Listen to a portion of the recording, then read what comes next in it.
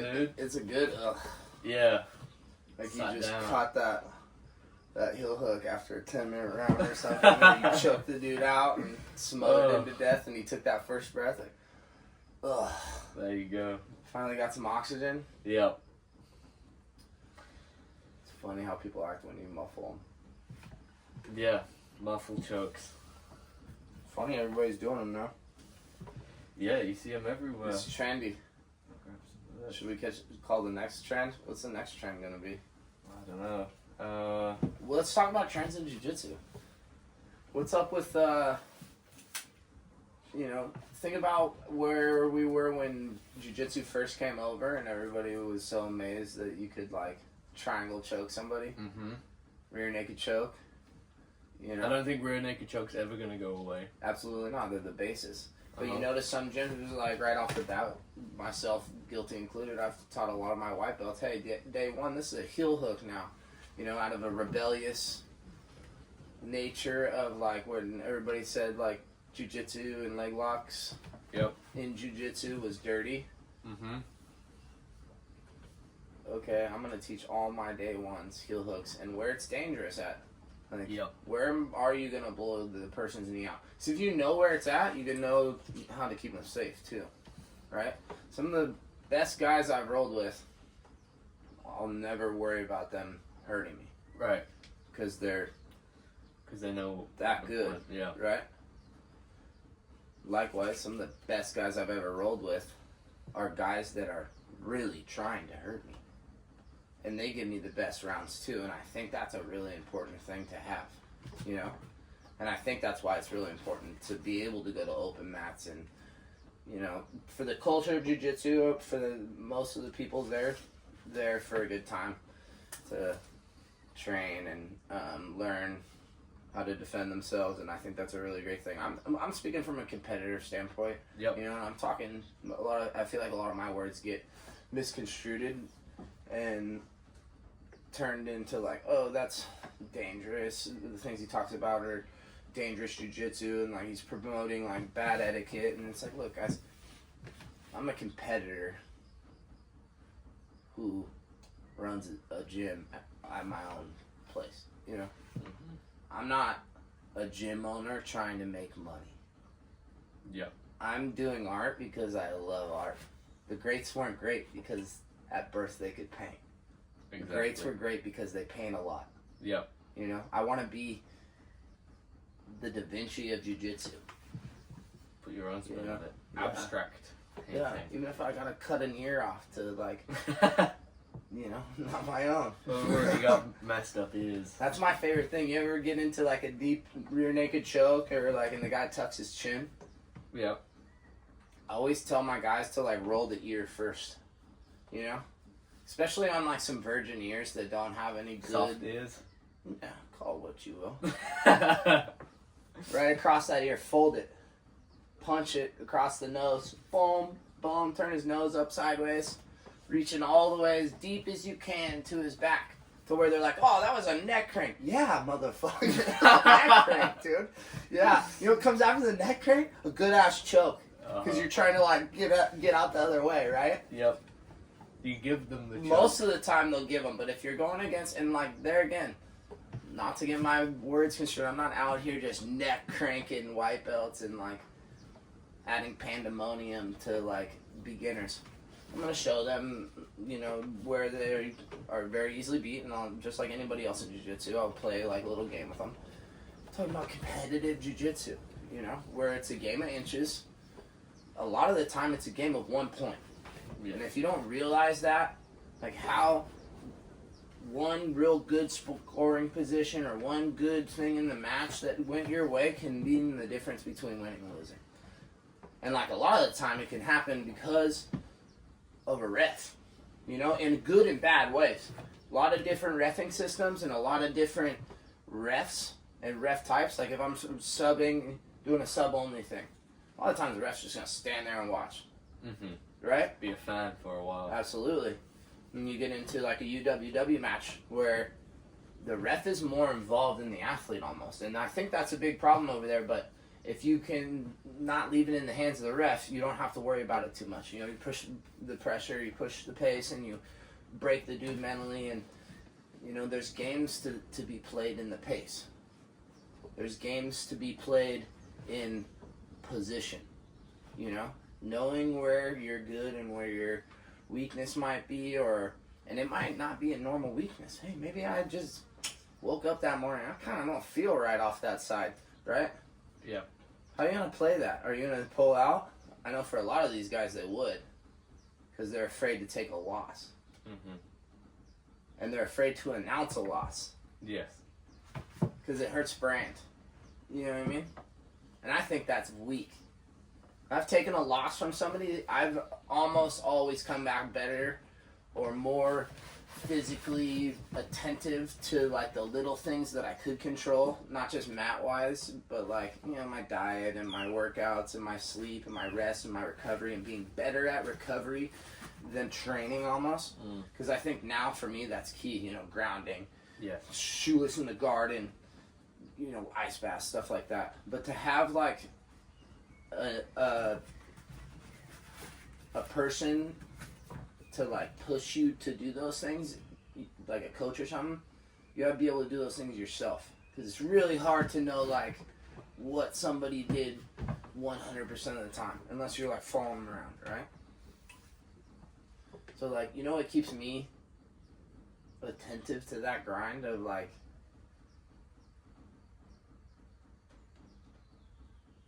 I gotta stay disciplined. Go on. A lot of people talk about it with greatness and that have reached, you know, some of the highest positions in their sport, right? And for what I've noticed on all of them, they've all had somebody that's like real close to them competing. You know what I mean? Rivals. You got a rival, dude. In high school, there's this kid, Dalton Burnsnitch. For me, we went back and forth every tournament. He beat me league. I beat him for state.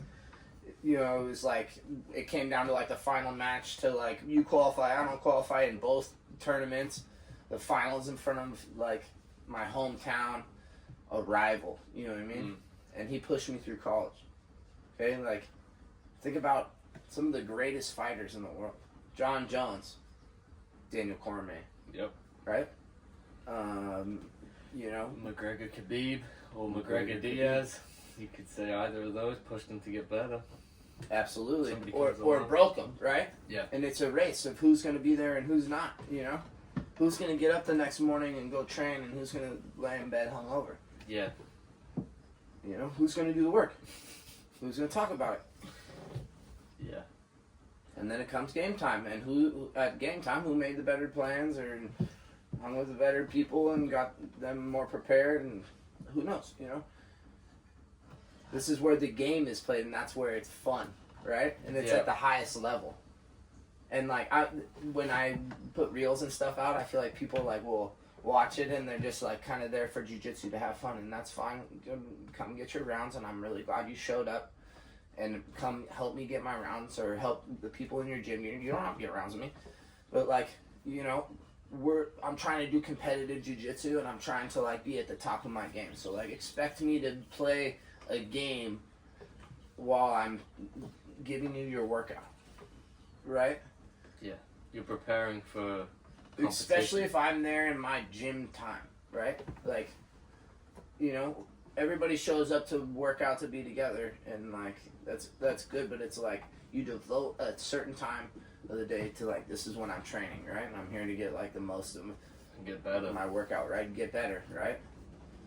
I get really angry when I go and I do a session and I didn't get better in that session. That's very I rare. feel like that's an outlook, though, you know? Yeah, but that's a very rare thing that happens. But you know, if maybe nobody shows up, you got some weak training partners that show up, and I mean, I think those are all excuses, though. I think even the good guys, bro, listen, I'd rather train with one or two guys myself, dude, with a bucket of rocks. You know what I mean? I will literally go hand fight and load rocks as fast as I can in the back of my truck, and then drive it back over, keep it under 6 to 10 minutes, get out as fast as I can, load it as fast as I can, blah, blah, blah, blah, blah, blah.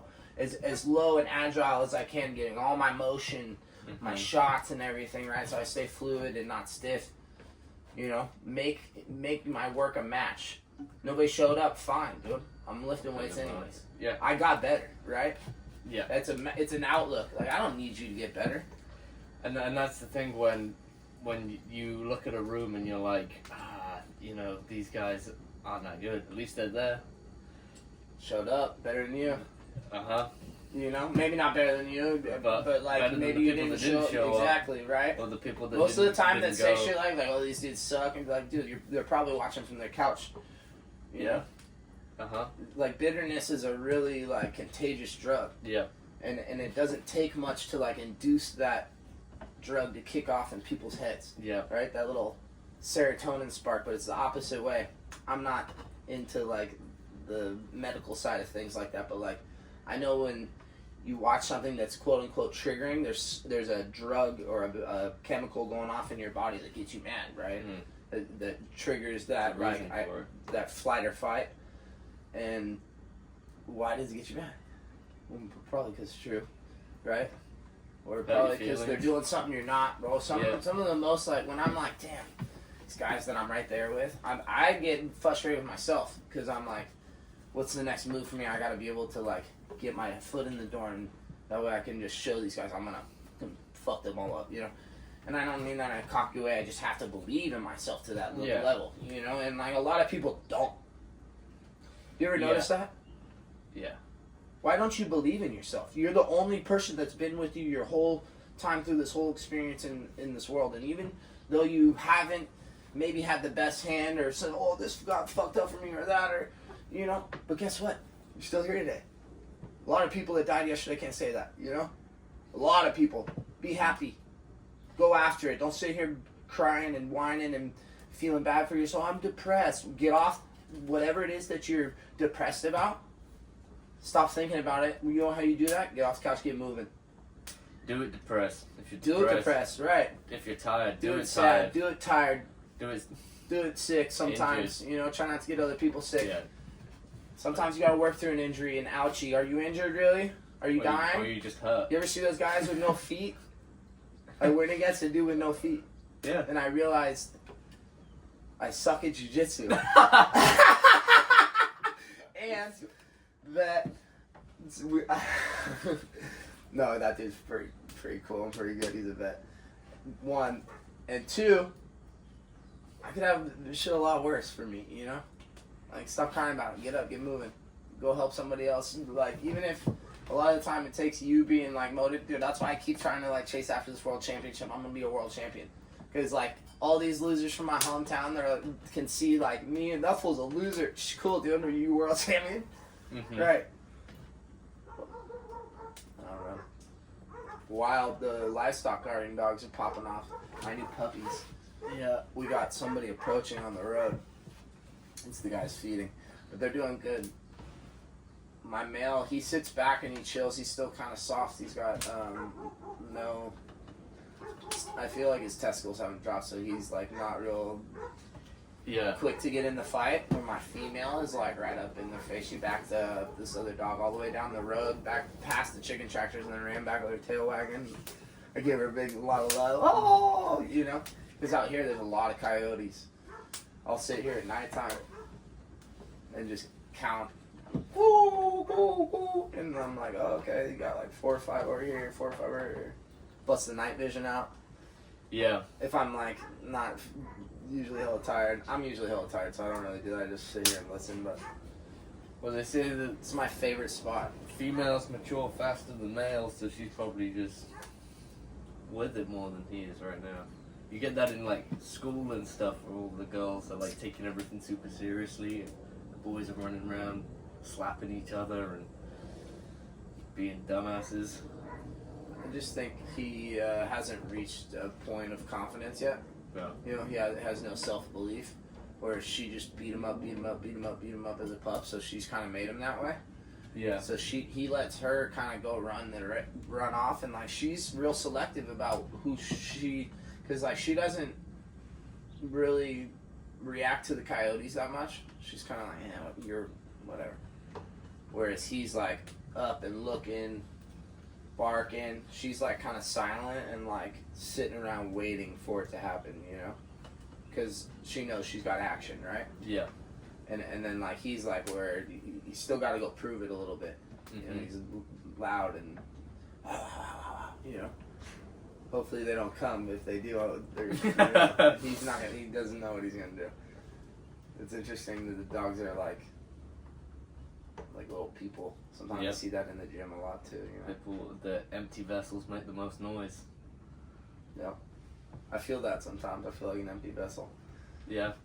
Yeah. In a competitive sense, you know, I want to like fulfill some like. I think your thing is you just want the opportunities. And you see people that you could definitely compete with, and they're getting opportunities, and you're like, I don't think so much as it's like a jealousy thing in terms of like, I'm happy for those guys, you know. Yeah. But I also you want those opportunities too. It's not that you. I want to just be in there with them. Yeah. You know what I mean, let's play too. You don't want them not to have the opportunity. Right. It's you want the opportunity too. It's not a hatred thing. It's a bit like envious, but in a way where it's like, I want to join in. Like a kid watching other kids play, and you're like, I want to play with those guys. Yeah, come on, dude. But you're waiting for the invite of like, come play with us. Yeah. You know? Yeah. Like, it's not the worst in jiu-jitsu, too. Because it's not like, you ever notice like the biggest promotions are only going to put the best dudes on, and it's really viewership, dude. I see a lot of dudes that just have a lot of eyes on them that it's like, I'll choke you real quick, you know? But you got a good following, and you're funny, you know? Yeah. And you put yourself out there, right? Yeah. And like, I'm happy for as a whole the jiu-jitsu community of like who is coming up, the Tackett's and the Varellas and they're all game guys. They're little gangsters, dude. Yeah. You know, it's the new energy of like the wrestling, jiu-jitsu.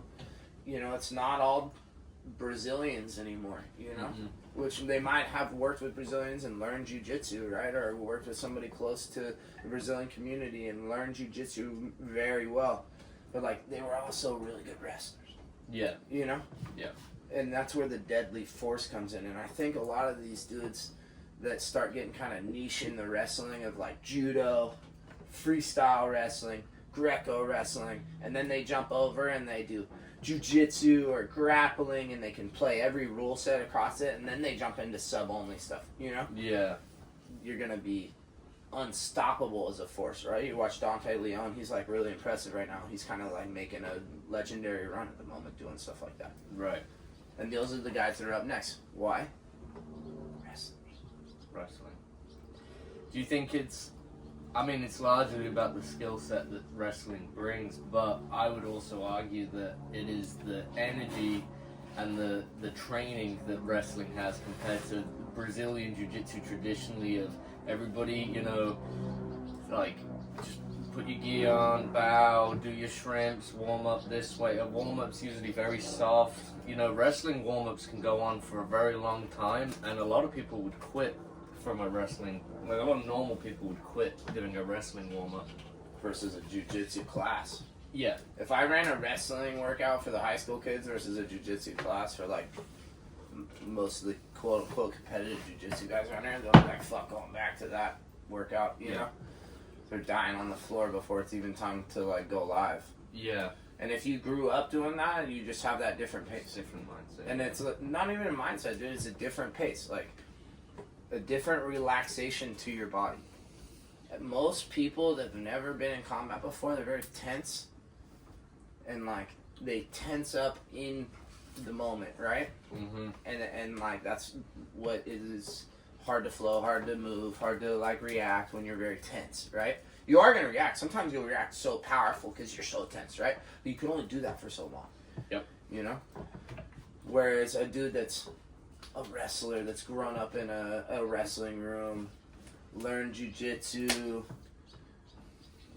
really well. That's the key, dude. You can't just be good at wrestling. You really have to understand like every position of jiu-jitsu as well. Otherwise, you're just gonna get choked a lot as well. Stick your head in places where. Dude, I still have bad habits from wrestling. Yeah. Here's my neck. Yeah. Here's my back. This weekend I took a off. You ever notice like your first round sometimes you like aren't like didn't get a good warm up or something, or like I don't know, you maybe underestimated the guy. I don't really do it on like high level matches where I know where I'm going with the dude. I'm like, yeah, I've done this dude before I know it's coming, and then we're there. It's more on like, all right, I don't know this dude. I'm pretty sure I'm gonna run through him. You know, not in a cocky way, but like I watched a match before. Yeah. I saw what he does. I know my game. I have confidence in myself. You go in there, you shoot in a little, maybe didn't set it up right, and you, oh shit, I'm getting choked right now, you know? And then like are able to get out and react to stuff like that. That's more. You have to be able to do jujitsu, like when you take a bad shot in wrestling. That's what I mean. I was going to like old habits we were talking about, right? Right. When I left my head out, I took a bad shot with my neck out, you know? Yeah. It's because it's leading with the head, right? Every time I know I'm going with a wrestler, I'm like, I'm pretty sure I can choke him, right? Or I can shake him up and piss him off enough to like get him to wrestle me instead of do jujitsu, and then you just switch the game on him. Wrestle him. Oh, jujitsu. Yeah. Oh, you forgot we're playing jujitsu. You know. Yeah. You forgot about your neck.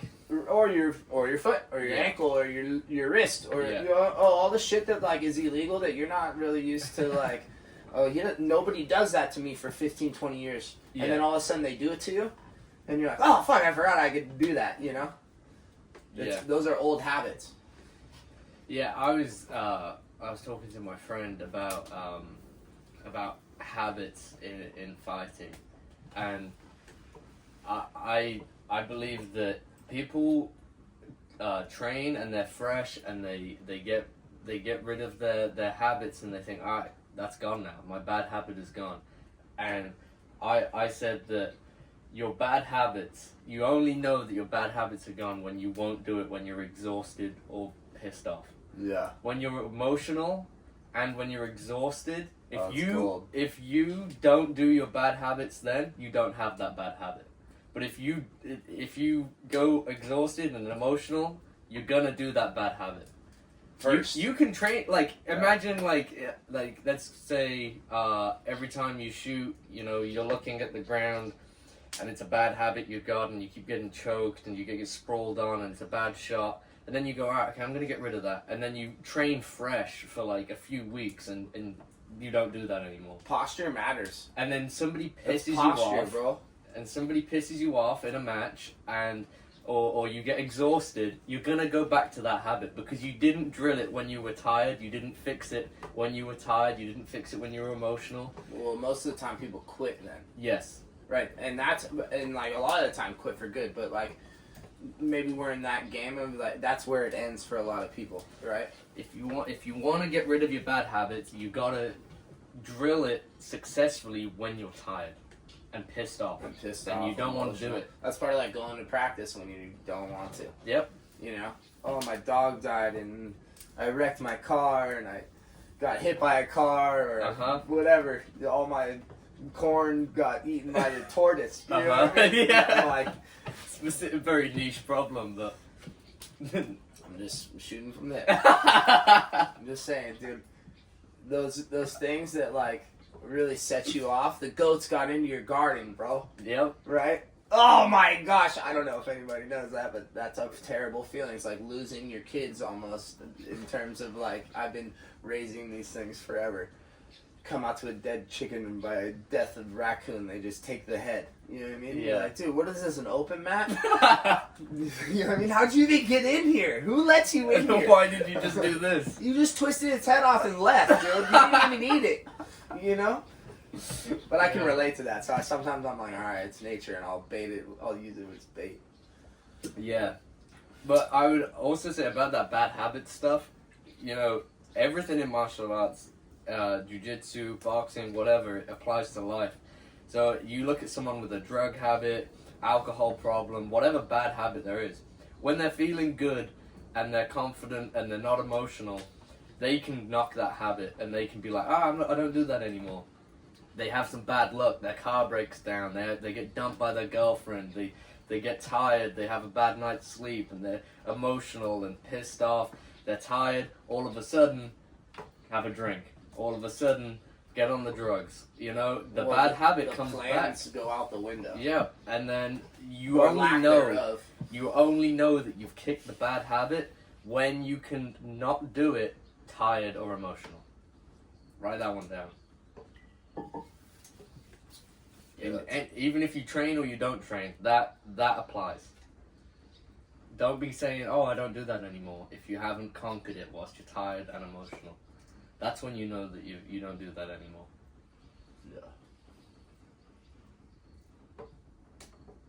What I was thinking too while you were saying that was like your posture matters. You know, like carrying myself like I'm depressed.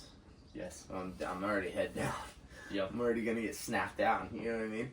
But if I'm like loud, proud, and in charge, most guys have chest up, wide chest, head up, right? That you're in good And when they position. shoot their shot, they're fucking solid. Right. Yeah, they believe. Yeah. Right, dude. I always say in all my jiu-jitsu, like what moves I use and I use at certain times is the things that I believe in. Mm. You know, if you don't really believe in your move, like you won't go for it that hard. Because like sometimes like you end up in a bad position going for your move, you know? Yeah. But like, can you do that move from a bad position? If you can, you know, that's something to really believe in. Yeah. And do you believe in yourself to be able to do that at the highest level? Like for me, I do. You know, I want to truly think that I get into situations on a high level that I like handle myself pretty well. You know, every once in a while I drop the ball on the 1 yard line when I'm trying to win world championships, but you know, I think more that becomes like a psychological thing, which I've kind of figured out. I think we'll see. Yeah. I'm gonna do a little run here. I'm not gonna tell my plan, but I've been plotting on this one.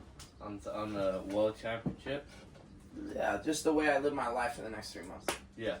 You know, you got to make sure like your time is very valuable, right? And who you give your time to, what you give your attention to, the things you see, hear, talk about, look at on your phone. You know, the amount of time you spend on your phone, For sure. are all gonna affect everything in this life. You know. You know what I noticed is like when I have a day off and I'm on my own, I'll be on my phone for a crazy amount of time. Like I'll probably take 1 day off a week from training just to recover, and I tell myself, well, I'm going to recover properly, I'm going to stretch, I'm going to do this and do that, and then you get on your phone and you're on your phone. What I've noticed is sometimes when I realize I've been on my phone for so long and I just turn it off and I put it down, the world it's just so quiet. There's like a whole different universe in your hand with infinite people to talk to, infinite things to watch, and it's all tailor-made just for you, your humor, what pisses you off, what makes you happy, what you find funny. Everything's right here, and you just turn that shit off and you put it down and you sit there and you're like, whoa, I'm like, this, I can do whatever I want right here. I know that sounds dumb, but that isn't real. What's in your hand, that's just to distract you. You turn that shit off and you put it down and you sit there and you'll go, fuck, I could do whatever I want right now. I could go work.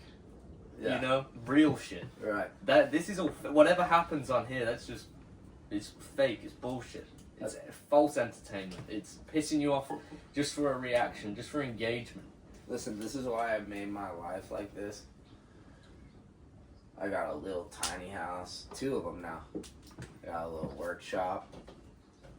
Look around, bro. You see TVs? I got my phone. Yep.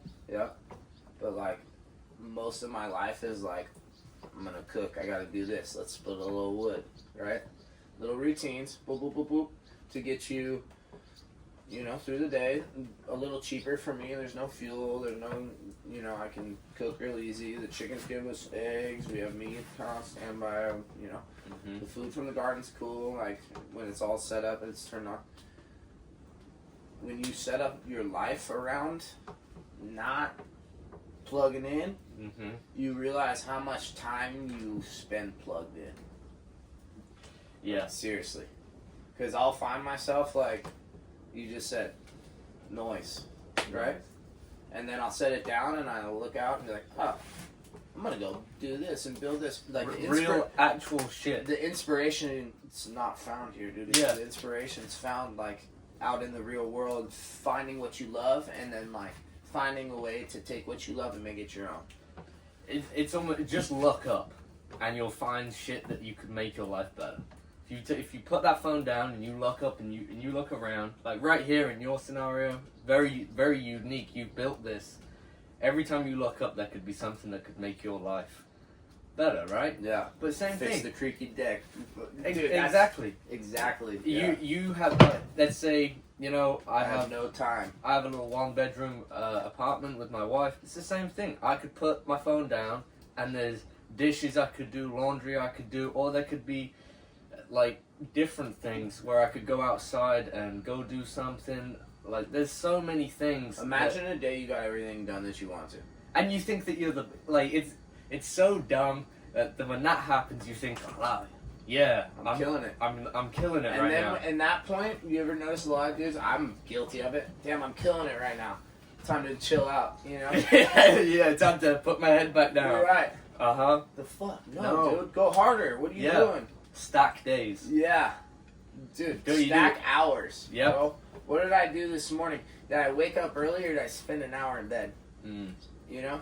Right. Did I go get Dude, there's probably like 10 things in the irrigation here that kind of need tweaking that would make it like perfect. You know what I mean? Easy things. Probably take me an hour, right? You gotta get that hour. That's a valuable hour. I could look up my screen time and be like, damn, you could have done it then, dude. You could imagine you look at your screen time. It's like 3 hours. You go, right? What could I have done in 3 hours? I think people need to look at their phone like it's like being blacked out. Like you're asleep, without the benefits. Being blacked out drunk. Yep. Even worse, you're like so unconscious, you're doing stupid shit.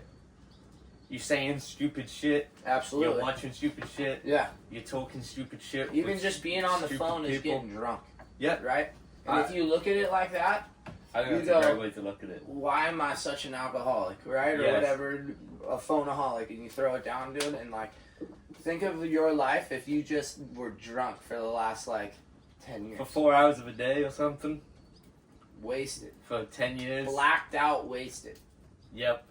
How much more you could do. Oh my god. It's a handicap. But there's a whole team. There's a whole team of like scientists that study the brain, that are behind these social media like tycoons that are telling you, like, they're telling these social media accounts how to like get somebody to give 4 hours of their day. And that's what you're up against. And all you have to do to not fight these people is turn it off and just put it down, and you don't have to fight them. It's your brain versus that. You're not gonna win. You gotta turn that shit off and put it down. That's how you win. Don't even fight them. Don't be like, oh, I'll spend an hour on Instagram. That's why some of the poorest kids are like the best fighters, dude. Because they don't have that shit. Don't have a phone. Got nothing to do. Oh, I kicked the ball in the streets. And then you realize, you go, oh, I'm not that tired. I could go for another run. I could go. Instead, you're on your phone after practice, and you're like, oh, I'm tired. Yeah, it tricks your mind. And you think that you're tired. Yeah. Again, looping back to habits. That's the blue light effect or the red light effect on your phone, dude. Have you? So Kyle Dake has all his like electronics all screened out with red light and stuff, and he's like, you can get glasses and into shit. grounding and all those guys, dude. It's all real, that is. Yeah. Breaks you away from Your that energies relationship with your and phone. frequencies, dude. I used to roll around with Kevin Crane. Shout out Kevin Crane. I still see him sometimes. He's the like evil villain of jiu-jitsu, I feel like. You know what I mean? But he's so fun to be around sometimes. Just to like study the habits of people that are obsessed with themselves being a champion. Mm-hmm. And it's almost to like, some would say a narcissistic way. You know, and I maybe I am. Yeah. Maybe he is. Maybe we all are, that are chasing this championship, right?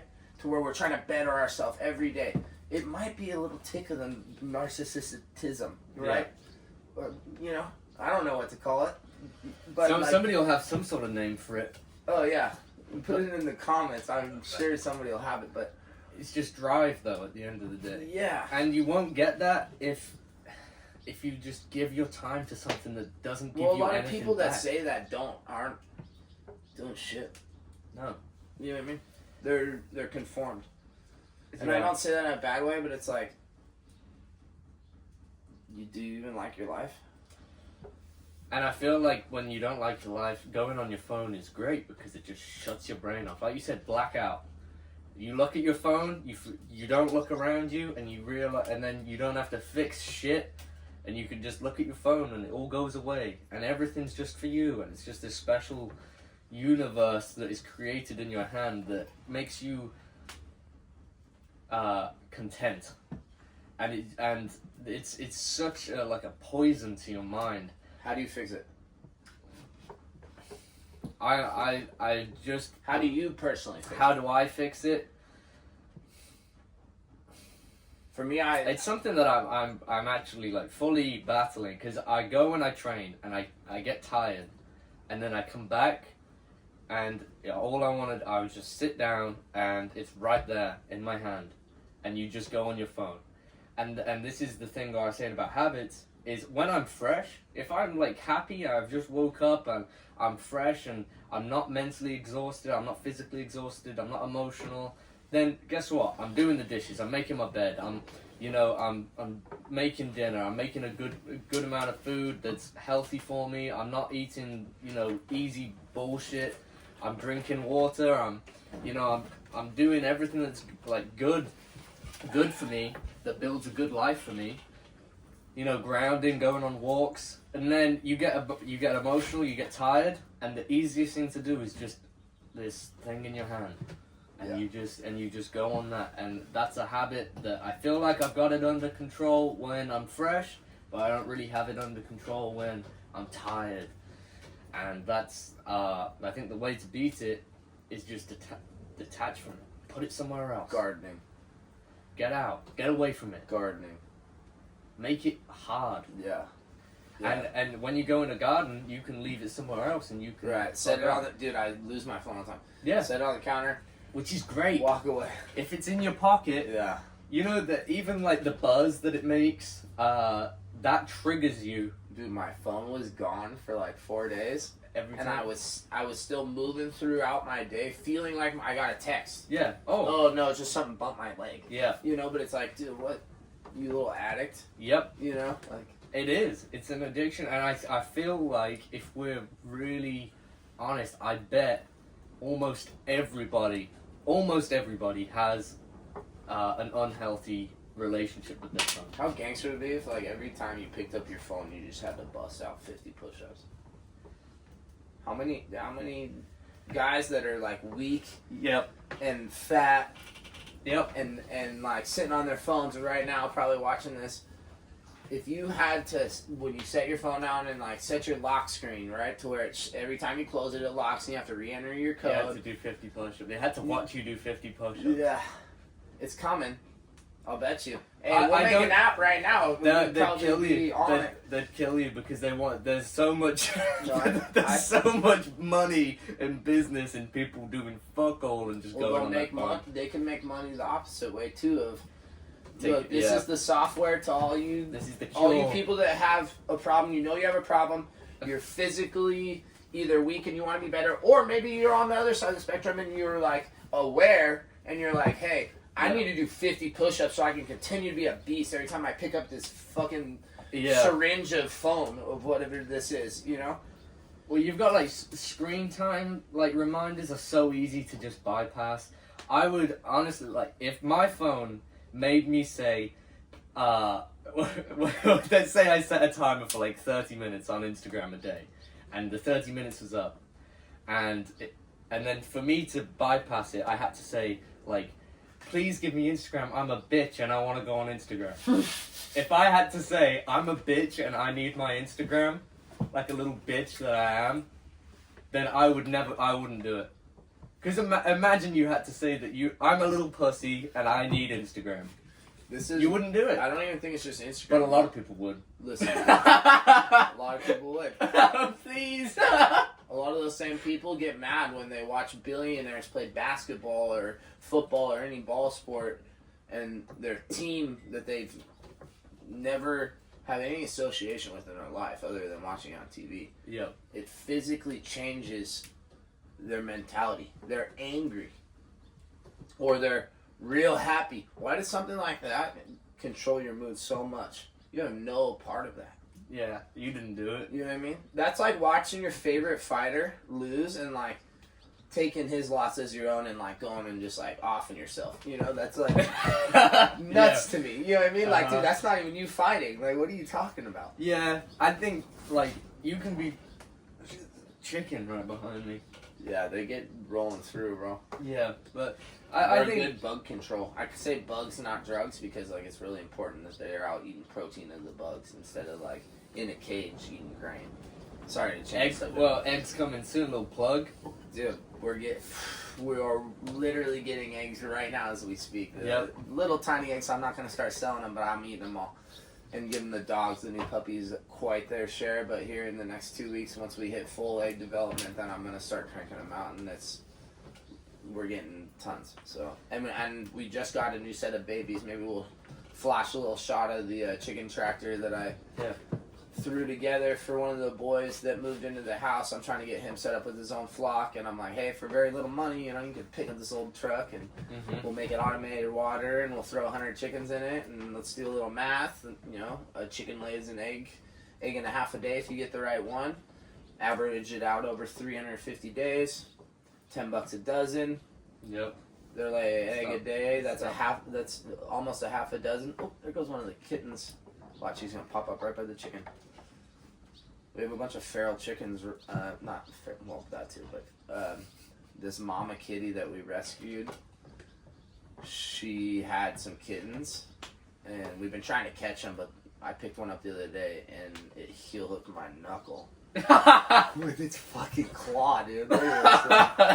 And she smoked me. I threw her down, but I can't catch her now. I was so close too. I hang out by the fire at night, and I'll put the feed right here. Yeah. And try to catch them because I want to make sure they get what they need. We have a hookup at the vet, you know. Yeah. I don't know where were we before the chicken? Oh my god, sorry. No, it's all The good. ADD, dude. No, so fighters, I think it's okay. It's absolutely fine for you to be, you know, rooting for somebody that you kind of relate to a little bit, but don't, you know.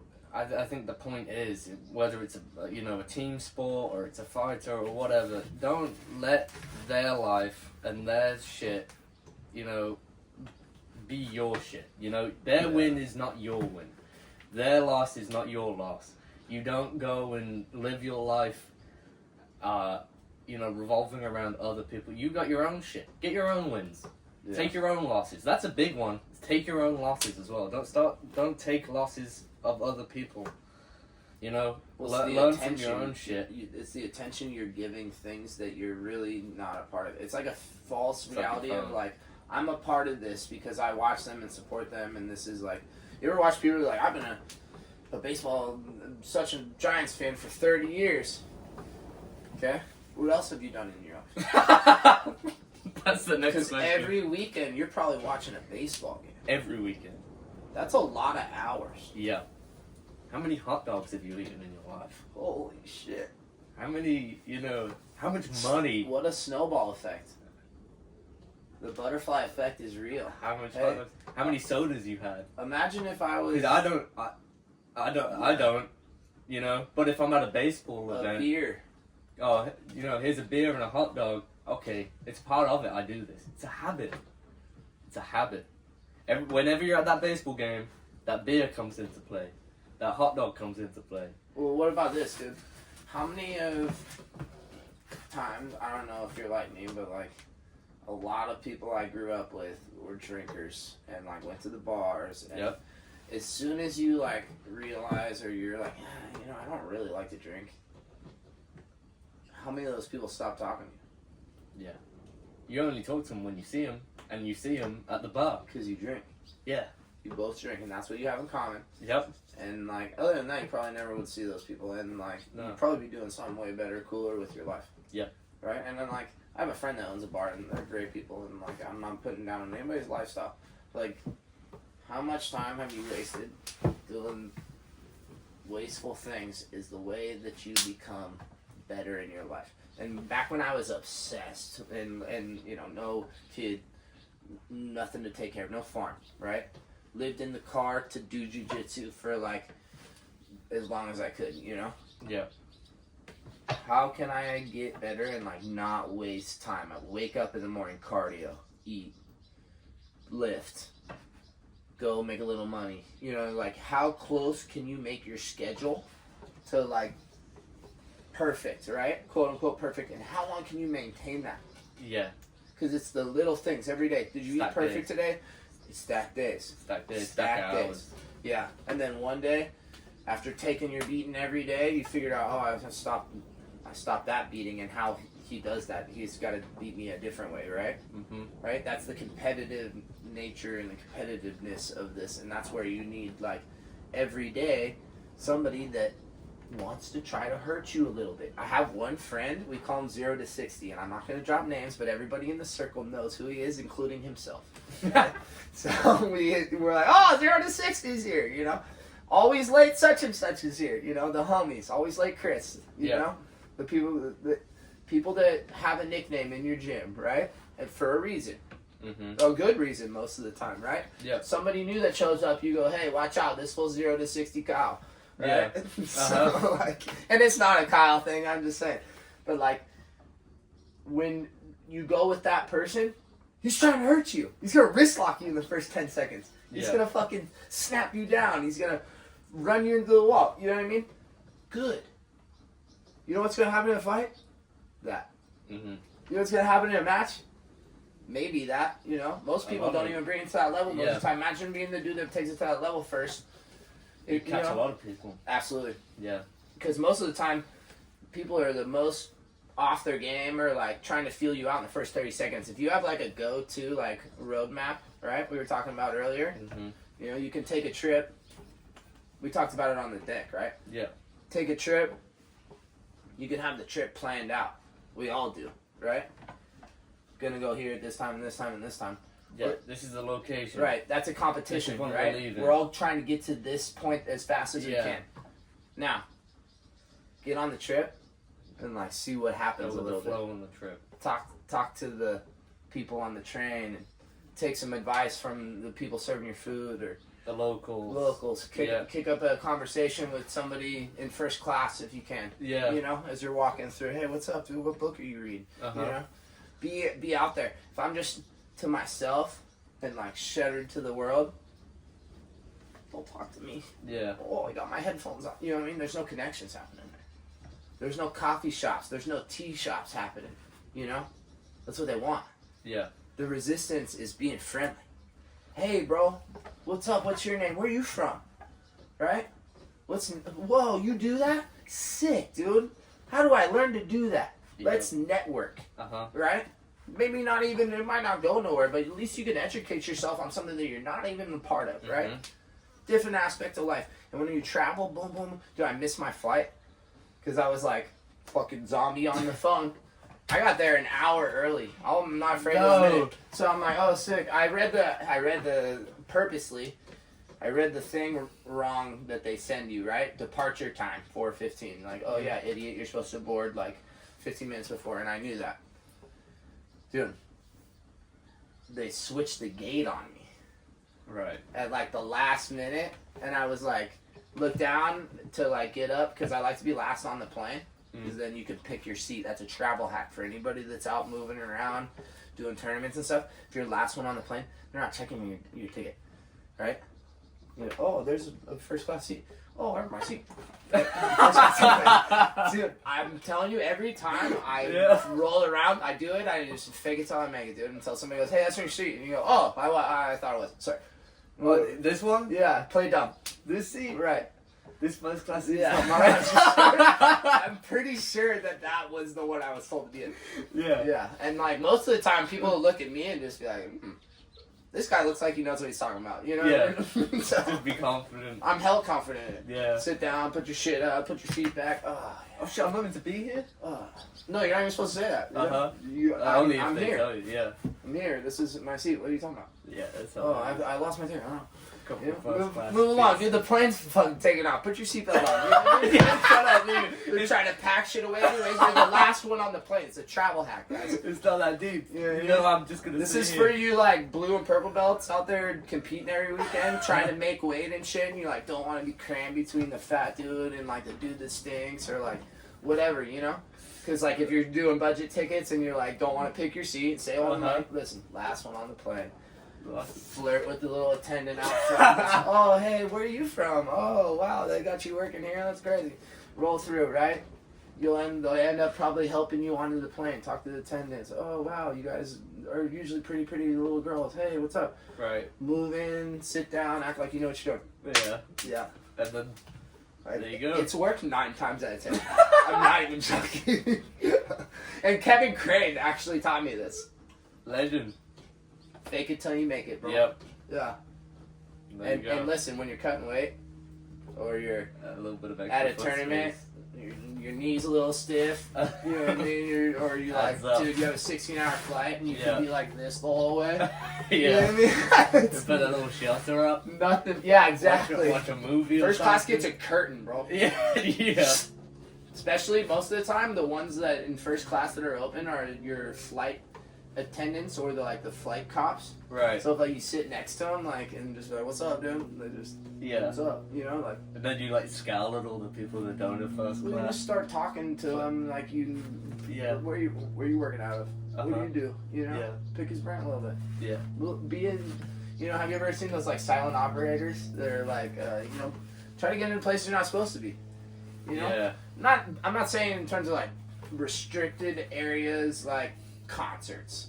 You know Yeah, what I mean? for sure. Your county fair. Yeah. You know what I mean?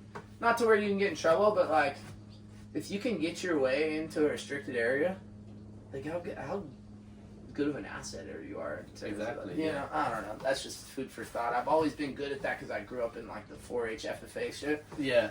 Trying to get into like county shows with no passes or like park my car on ground so I don't have to walk back and forth so I can be right next to it, you know? And just like, oh yeah, we're just unloading for the livestock office, or you know what I mean, just like act official and act like you know what I mean. That'll get you through life a little more confidence. That's it, back to that posture. Yeah. Boom, posturing. The champions. Gordon Ryan ain't walking around like a bitch, No. right? Floyd Mayweather. Right, dude. You gotta flex a little. Yeah. Right? Just be confident. Reach out to people. And you know what Network. proves confidence? You gotta go prove it to yourself, right? That breeds that confidence. Yeah. Right? A lot of people have no proof for themselves. Earn your confidence. Earn your confidence. Go Do get the hard hard shit. rounds. Do hard shit. There we go. You know? We both Grow your immediately food, do. bro. Yeah. That's hard. hard. You know what I mean? Yeah. What else is hard? I don't know, dude. I try to do hard shit. Put your phone down. Put your phone down. You know, go run a marathon if you're not into jiu-jitsu or stuff. That shit's hard. Go work on your business. Go work on your relationships. You know, a lot of us, myself included, I should probably spend more time here and there with a couple different people. Pick up the phone. Yep. You know, tell somebody I love them. Tell somebody I'm sorry. Yep. Right? Say, hey, whatever happened, we're okay. You know, haven't talked to you in a while. Checking in on somebody that maybe you know you had bad blood with or something. Mhm. Hey, rivals make you better, right? And so are the people that like disagree with you sometimes because they make you think outside the box. People that are honest and real. Right? Yeah. The real ones, dude. Yeah. I always like to say that, and it's not like, oh, I'm the real fighter. No. The real person. Like, I'm gonna be honest with Show you. me your real person. Yeah. I'm not sure if it's on the last podcast, but I just competed and I came in and I complained to you about, look, if this, like, I didn't get subbed and I lost on points, and I told you, I was like, look, I think I could have subbed all those guys, but I lost on points because of this, and I think a body triangle should be points, and I was this and that, and you were just like, well, it sounds to me like you lost because you sucked worse than they did in that 5 minutes. You didn't play the You game. didn't do enough to win. Yeah, you didn't play the game as good as they did for 5 minutes. Doesn't matter if you're better at jiu-jitsu. Oh, I was talking about myself. Wasn't I? Yeah, but no, Yeah. you told me that as well. Yeah. And then I went away and I was like, oh, okay, I gotta get better at playing the game. I'm in the sport. I could sit here and go, ifs He and buts. stalled and he cried. And if that would have been in the streets, I would have fucked him up. Yeah. But it wasn't in the streets. Yeah. I signed up to that. We're I knew where I playing was this go- game Yeah. with this rule set. Like, you know what you're playing. If you don't, you should educate yourself and play the game better. Exactly. Yeah. You signed up to it. You Yeah. know what it is. And like, don't hate somebody that like treats this as their art and their day to day, and like takes the game and like changes it in a way that you didn't Yeah. really. And I'm not saying changing the game, but like plays the game in a different way than you think So or you- feel yeah. or think it should be played in, and be like, hey. That's why, dude, I don't hate on the gi guys. Because it's art. It's all art. Absolutely, dude. I rolled with this gi guy, and he just probably taught me, I'm not even going to lie, one of the best chokes I've seen in a number of years of traveling around all these different gyms, and like having the opportunity to be on like a national team is really cool because you get to go to all these gyms. Hey, I'm on Team USA, and they throw their best guys at you, right? And you get the opportunity to network with these dudes, roll with them, and they go, you show them a move, they show you a move. Most of the time, it's the same bullshit, right? Yeah. Every once in a while, you run into somebody, and they're like, hey, this will really work good for you. Check this out. And you're like, think about you if you're not an open-minded person, and you're just like, yeah, whatever, dude. And you know what I mean? Yeah. Or say you bust your phone out, and you're like, let me record this, because if you really think that, I'm going to make sure this might change my life, right? Yeah. Boom. And if you think with that mentality, hey, this might change my life, and you record it, and then you look at it and go, wow, that is a fucking good move. It might be the best move you've ever seen, and that recently happened to me. Right. To where I came into a gym. If I didn't have that opportunity, traveling around, competing, put myself out there, yeah, I might get hurt, might get an arm or a leg broken or something. So what? Bones heal, Roll the dice. scars heal, Yeah. glory fades. Yeah. What do you got at the end of the day? Some memories, dude, right? You're living life. Right. Yeah. Do you sit at your job and hate it? What's your memories of your days? Your last 1,000 days, Or right? do you even have any memories of what you've been doing every day? Blacked out on the phone. Because it's not, and it's the phone. It could just be your job. You could clock in. There's a show called Severance. I don't know if you've seen it.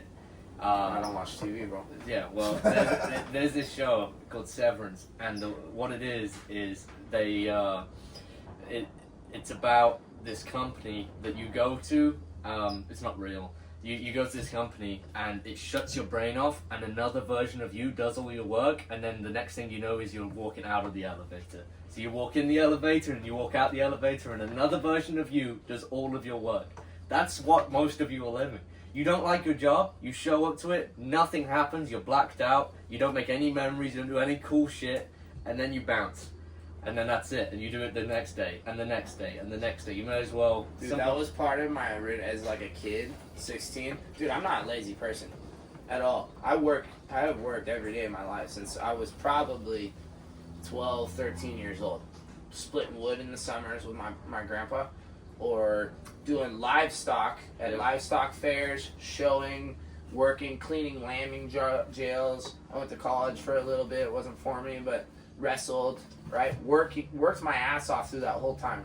Yep. Dude, it's not a matter of working for like, I don't want to work for somebody else. I don't want to waste my time. Yeah, I can look back and all the endeavors, all the things that I've done, right? And be happy about like, wow, like I've lived a life. Like most people have never gone crab fishing for work, right? Work, yeah.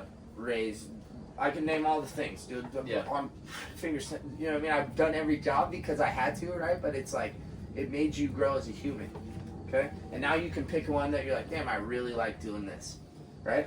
I enjoy being a competitor, right? Mm-hmm. I don't like being a gym owner. Yeah.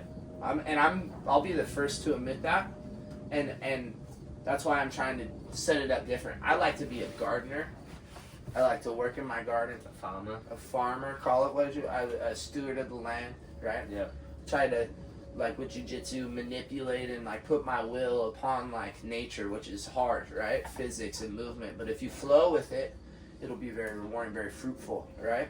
But if you try to oppose it, go against it, be forceful with it, you know, you're gonna have a harder time to do that. You still might be able to get it to work, but like, you know, this is the things that farming will teach you and jujitsu, right? And I'm trying to mix those things. I'm trying to make it to where people show up for my privates and, you know, we work out. I'm already in the garden. We hop on the mat and we roll, and then we go about our day.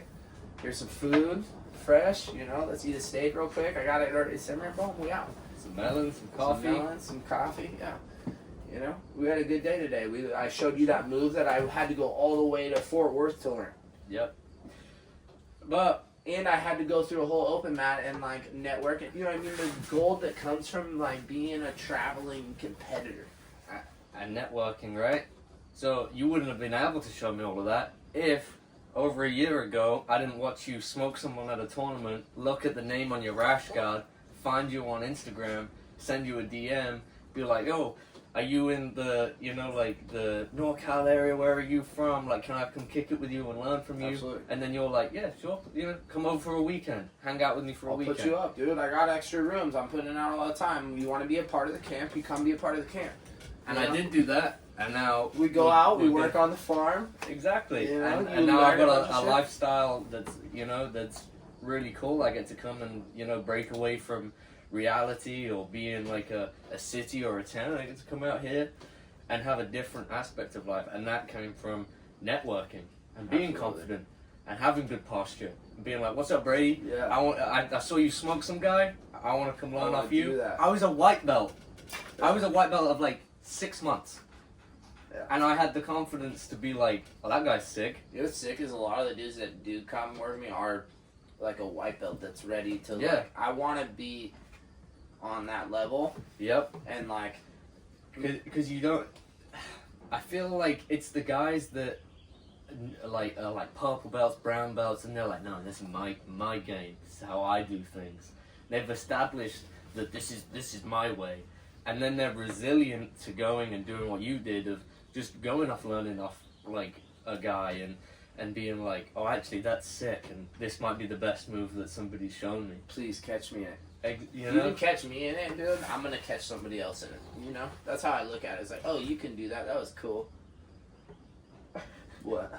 The fucking tortoise just made a noise. Oh yeah, he's the torta, dude.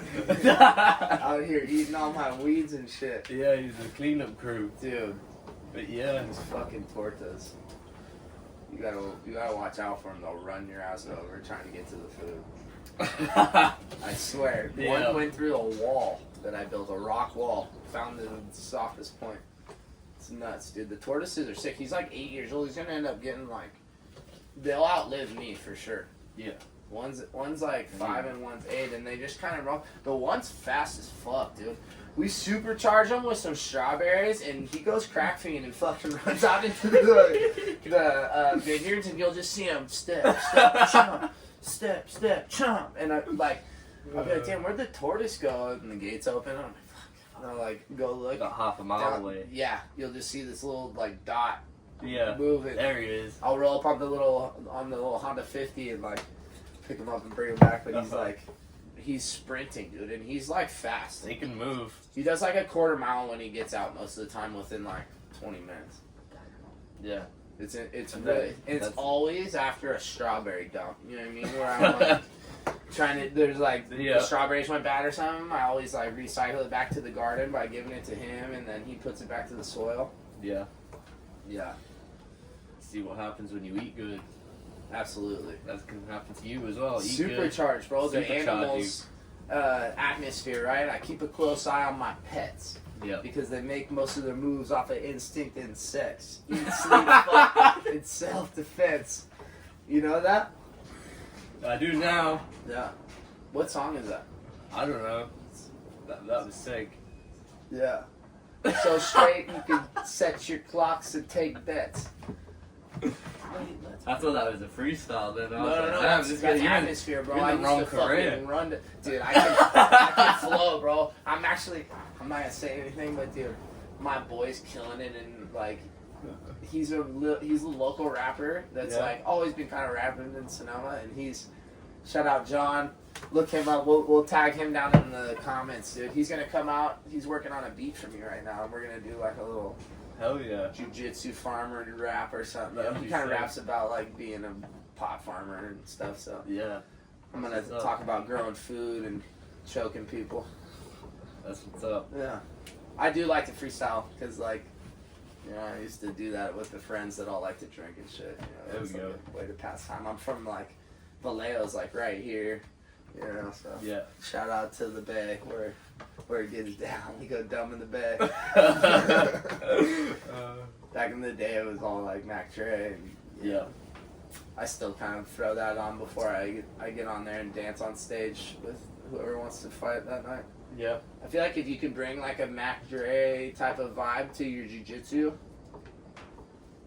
Rhythm. you know, rhythm. Absolutely, rhythm, yeah. Rhythm is Pace. everything. You ever notice when you have a good song in your head and then you Yeah, just hop rhythm, on and pace. you're still moving Yeah. to it? Dude, I was moving home from the airport the other day and I was in the Jeep and I had my own song, my own rhythm I was moving to, and I was kind of like going through traffic, and then boom, an ad turned on with its own song, and it was like to the rhythm of the traffic. You know what I mean? Like we were going to the pace of like, Yeah. and I caught myself almost tranced, dude. And then I was like, wait a minute. I wonder who else is listening to this right now with like, who else is on Pandora or whatever, and they Yeah. got hit with an ad too. Wow. And then, yeah, it controls everybody. Frequencies, bro. Yeah, that's sick. If you're conscious to them, most people just Tap like, in. stupid ad. Yep. You're like, damn, I'm moving the same pace through the city, right? But you know how the lights have like they're kind of all time so that you can kind of hit them coming down 19th Avenue?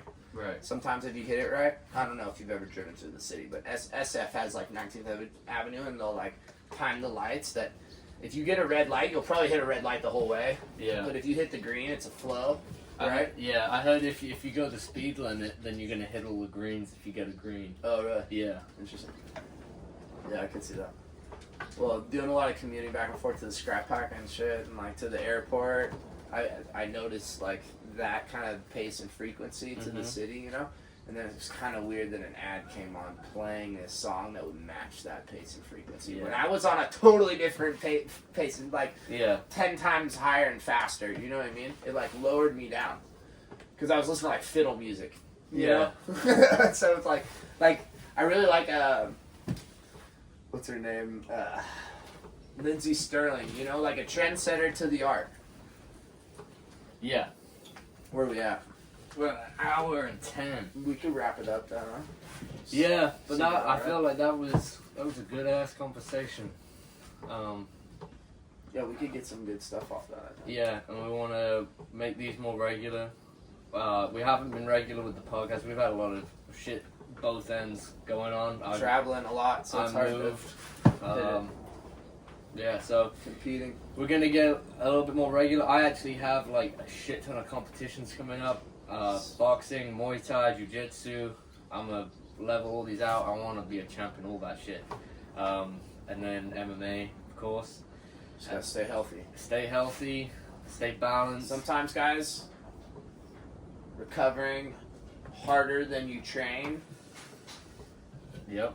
ultimately will leave you a champion. Go recover serious But, as well as but like training you serious. actually have to be in a state of like you need to be recovering, right? You have to push yourself past your limits to be like, fuck, I need to recover. Yep. You know? And then when it's time to recover, we really recover. We don't just sit on our phone. That advice applies to the people that train seriously, you know? Fucking fly on the camera, you dick. Dude, these flies. No, fuck off. Get off the camera. They're not that bad, but they find the one spot that Yeah. like kind of throws you off. Yeah, well, yeah.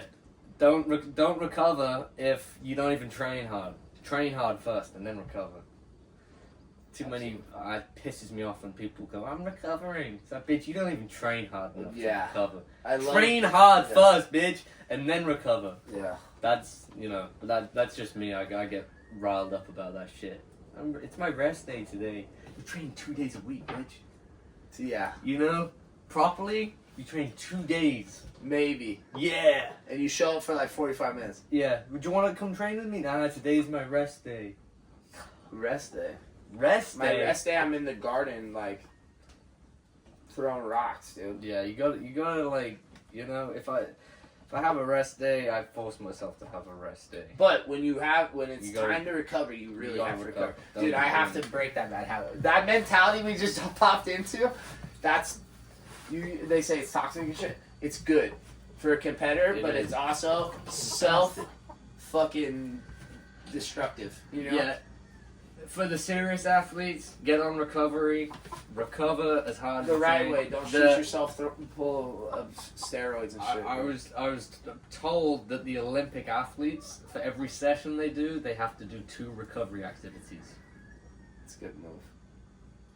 Yeah, really is like a an good ice move. bath and a massage or something, you know. Ice bath. I think even the ice bath can be abusive. But for the you know, recovery, I just examples. You know, Yeah, even yeah. like a hot shower and a stretch a session. stretch and you know? like physical therapy or Yeah. doing like targeted strength and conditioning for like anything that Yep. has an ache and pain. If it hurts a little now and you address it right now, that's your body being like, hey, this hurts right now. I'm not saying go to your doctor and be like, give me pills or I need to go to the doctor and get an x-ray. Look, I got a tight muscle in my shoulder. Okay? Yeah. So I'm going to go roll it out with the ball and get on the foam roller and That's legit. stretch on the inversion table. That's all and very legit. go move a little bit of rocks and get my full range of motion and throw Yep. some rocks into Movement. right? And Prime like a little Conor weighted McGregor. movement. Move. Yeah, prime Conor McGregor. Dude, And it's what just an something. era that was. Yeah, prime What an Conor era McGregor. that Nate Movement, Diaz baby. choked his ass out in Yeah. his prime like a But- gangster. But Nate could move. Nate was doing jiu-jitsu all the time. He was flexible. Well, he there again, loose. not just jiu-jitsu. Yeah, you know, Marathons. boxing. You know, running through the hills, Swimming, biking, biking, movement. yeah, You know, boxing. how much did he recover? You know, so yeah, for sure. Smoking weed and like taking the recovery. time Take an to ice bath. sleep well and yeah, recover and exactly. rest Get your up. sleep in. So yeah, but I got a competition season coming up. Sam, Uh, Team USA, Team USA. my 4th time. Shout out Sam, I'm hunting your ass doing this. Yep, I'm trying to get my back on. Find yourself a rival that gets you. There's out of some bed there's in some the morning. fuckers that beat me in my last little few comps that I'm after. So That's it. That's the hack for today for me, you guys. Go to your gym. Find somebody you might not necessarily like. That dude tries to hurt me every time I roll with him. Okay, good. Get a roll with him every time. yeah, Make you your better. rival your idol. Yep. No. Make your idols your rival, right? There you go. Chase that motherfucker down. I knew I said that wrong. No, but that's but that's legit. Yeah. I really don't like it when somebody good comes into the gym and I hear somebody go, "Oh, look at that guy. He's in the Sick. gym. I'm gonna They're chase in him. the gym." Right. It's like, yeah, well, It should almost offend him how hard you're Yes. going after him. go bring your A game to him. Try Absolutely. and fuck him up, and if they fuck you up, then you get good high level problems that you can go and solve. Right. When you get some like guy that's not very good, they don't give you good problems to solve. Take advantage of good people giving you good problems to solve. If you don't bring them your A game, they're not going to show you the holes in your A game. If you go and you're just, I'm going to defend myself, then you're not going to learn anything. Go at them. Yeah. Make your idols your rivals. I like that. You gotta shoot your shot too. You know what I mean? Like I notice a lot of people that go into a match with somebody that's like really good, and I've done this before too. But I noticed myself, and you like are afraid to like pull the trigger on stuff because you're like, man, this guy's really good. You know, I might get caught. But like Everybody's if human. you don't, well, not just that. If you don't, take your shot, like you keep your weapon holstered. You're never going to kill that motherfucker, right? He's just going to kill you. He's going to run his game right through you. Because right? he's going to shoot. Yeah, right off He's the a bad bat. motherfucker, yeah. Exactly, dude. Yep. Shoot. Shoot first, ask questions later. Hey, are we still friends? You know? Exactly, yeah. After Get your I just offense smashed off.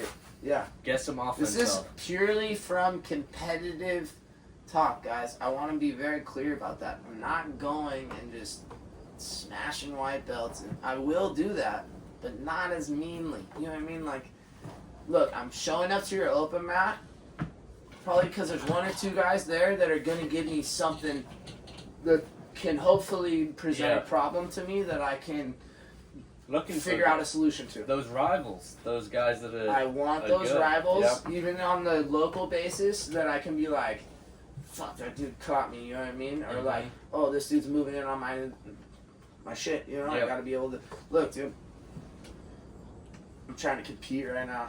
I'm trying to make a really cool spot for the competitors. If you want to come and like get rounds, this is where it's gonna be at, Yep. you know?